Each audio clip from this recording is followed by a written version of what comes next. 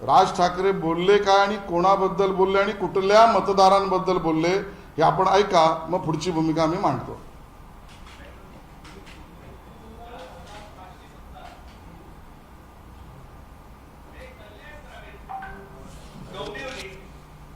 मुरबाड आणि भिवंडी मधले मतदार आहेत.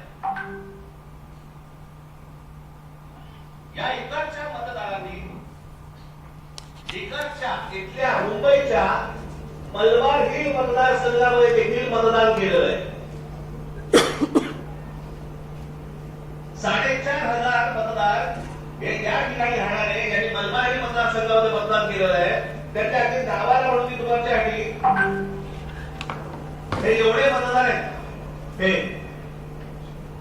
एवढ्या लोकांनी हे तिथे राहत आहेत तिथेही मतदान केलं आणि मलबारीमध्ये देखील मतदान केलं.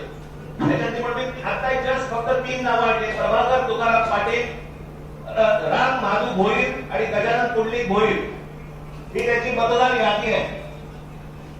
या मतदार यादीमध्ये त्यांनी त्या मतदारसंघामध्ये देखील मतदान केलेलं आहे आणि मलबारी मतदारसंघामध्ये देखील मतदान केलेलं आहे. असे लाखो लोक आहेत महाराष्ट्रभर की जे या मतदानासाठी म्हणून वापरले गेले.